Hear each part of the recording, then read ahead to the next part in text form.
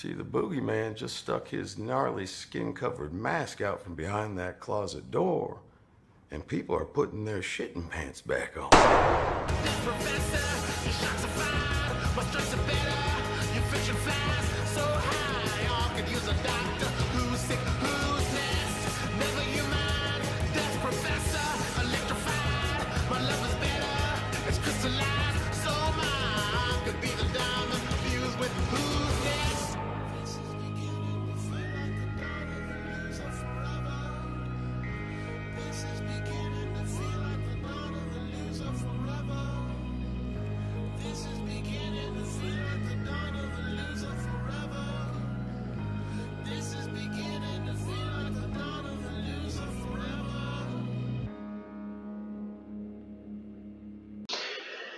Eh bien salut tout le monde, c'est Red Bull, donc aujourd'hui on se retrouve pour l'épisode 12 de la saison 10 de The Walking Dead. Alors un épisode, ma foi, assez intéressant mais décevant. Je m'explique, il y a des hauts et des bas. On va commencer tout simplement par les points faibles de l'épisode, donc les bas.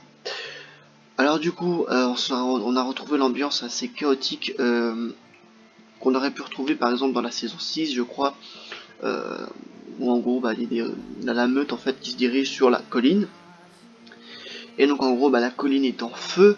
Ce qui est intéressant, c'est que ici Judith va tuer la première personne réelle, le premier être humain, parce qu'avant elle tuait rien que des rôdeurs, des zombies. Donc que là en fait elle va tuer sa première personne humaine. Donc peut-être que, enfin après tout au long de l'épisode ça va revenir un peu ce raisonnement, on reviendra par la suite avec du coup ce personnage, bref. Donc les personnages sont obligés de quitter la colline, donc il ne reste plus bien évidemment que Alexandria. Alors là ce qui est très intéressant, c'est qu'en fait Omega et Alden en fait vont vraiment se détester. C'est plus Alden qui va détester Omega.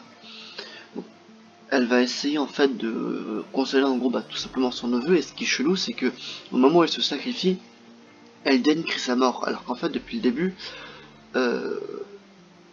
tout simplement, elle le détestait, elle voulait, enfin, il voulait pas qu'elle touche le bébé, enfin voilà. Et enfin, c'était complètement, je trouve que c'est complètement con parce que ça a aucune logique que d'un coup un personnage, juste parce que tu te sacrifies, enfin, tu aimes tu aimes bien cette personne juste parce que se sacrifie. Je trouve qu'en fait c'était dénué de sens. Alors il y a également en fait Earl qui va en gros en fait à la place de tirer sur Omega, enfin il aurait dû tirer sur Omega, enfin il a tiré sur Omega mais il aurait dû tirer sur Beta. Enfin, je comprends pas pourquoi il a fait ça, parce qu'il aurait tout simplement pu mettre fin à la guerre. Ça, pourquoi Alden, je sais pas, je n'en ai strictement aucune idée. Il aurait pu tuer Omega juste après, mais bon, à la place, il a préféré laisser passer sa chance de tuer Beta, bref. Du côté de Negan l'excellent, alors là, on a du grandiose, je trouve, parce que tout simplement, en fait, il a tué Alpha. Alors, je suis à la fois content, mais il y a des choses qui m'ont un peu, voilà, mis dans le doute. Par exemple, donc du coup il va tuer Alpha et tout ça de 100 fois, donc je trouve qu'après le fait qu'on fasse un champ contre champ chaque fois sur Lydia et sur Alpha qui s'approche de la maison, et Lydia qui est dans une sorte de maison et on ne sait pas où aller, j'ai bien aimé, mais la question est de savoir est-ce que Negan était attaché à Alpha, parce que j'avais pas cette impression là, peut-être que d'autres personnes l'auront, mais j'avais pas vraiment l'impression qu'en fait il l'aimait tant que ça. Ok, il l'embrassait, ok, il a baisé avec, mais je sais pas, ça m'a paru bizarre, enfin le fait de mélanger ce genre de choses, voilà, c'est une des choses que j'ai trouvé bizarre dans cet épisode. Bon après, dites-moi ce que vous en pensez vous, mais ouais, enfin c'était assez spécial je trouve. Donc après on a un autre qui dit, Eugène qui va parler à Carole de son date, donc croise le doigt pour toi Eugène, hein. Et si Magla je crois, Magna, bon, je sais pas, bref, qui est celle qui était dans la grotte avec Connie tout simplement, elle pop au niveau de la meute. Et elle dit que Connie en fait, et tout simplement, on sait pas si elle est morte, si elle est vivante, on a strictement aucune idée. Donc, ça après, peut-être que Daryl après la retrouvera plus tard et tout ça, puis ça y est, ouais, on est tous contents, c'est la maison du content, bref, on n'en sait rien. On est dessus de faire pop comme ça, Magna ou Magla, je sais plus, bref. d'un coup je trouve que c'était ouais, enfin c'était assez osé, je sais pas.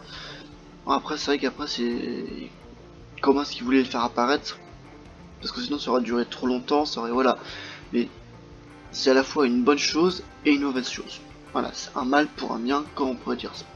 Parce que tout simplement en fait ça enlève d'un côté en fait le fait de dire bah elle est où maintenant, bah dis donc ça fait longtemps qu'on les a pas vus, tout ça. Ça rajoute également du suspense, est-ce que Connie est mort, est-ce qu'ils vont faire, est-ce que va, est-ce que ils vont tenter de tuer Connie, on en sait rien.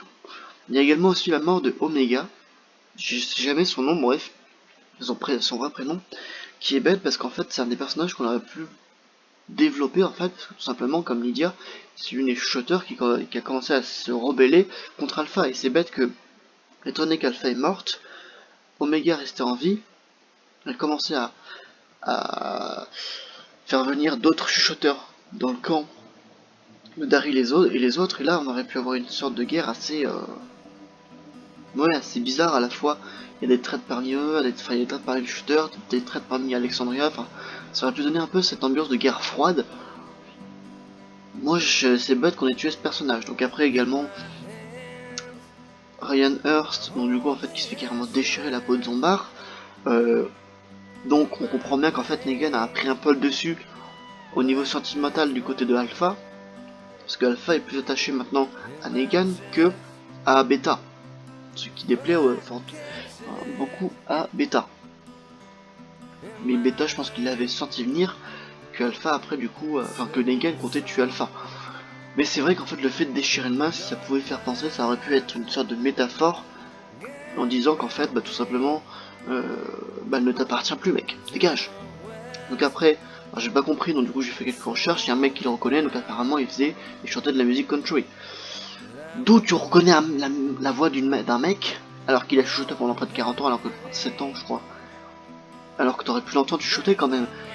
Et d'où en fait tu le reconnais, mais rien qu'avec sa gueule quoi, enfin ça c'était assez illogique. Donc pour la suite de l'épisode, tous les personnages vont se retrouver au niveau du coup de Alexandria. J'ai oublié de parler, excusez-moi, de la mort la plus incroyable du monde, Earl. Et du coup je trouve qu'en fait ça a permis de développer un peu Judith, parce que c'est la deuxième personne qui l'a tué. Elle a fait un fatality clairement, mais c'est honnêtement en fait, j'espère que derrière ils vont un peu plus travailler Judith, parce que en fait il y a moyen de faire une sorte de trauma autour d'elle, que le fait que ce soit une enfant et qu'elle ait à tuer du monde, ça pourrait être pas mal, et ça pourrait créer une sorte de parano, hein, de trauma au niveau de Judith. Donc après bon, il y a également en fait le discours entre Aaron et Negan, et que Negan en fait juste avant qu'il tue Alpha découvre Aaron, donc c'est vrai qu'après le passé qu'on a derrière, enfin, le passé qu'on connaît d'eux, bon bah voilà, ils s'entendaient pas très bien, donc bon. On découvre également qu'en fait bah, Negan était en mission pour Carol, et qu'en fait il lui ramène tout simplement la tête de Alpha, comme dans les comics, où en gros en fait tout simplement il zigouille Alpha, il la décapite et ramène, enfin je sais pas, mais je sais qu'en fait il a sa tête en main, un truc dans ce genre. Donc c'est pour ça qu'en fait j'ai dit que cet épisode allait beaucoup plaire à tous ceux qui lisaient les comics de The Walking Dead. N'hésitez pas à me dire ce que vous en avez pensé de cet épisode 12. On se retrouvera du coup la semaine prochaine pour l'épisode 13. C'est très bonne la prochaine. Ciao ciao, portez-vous bien.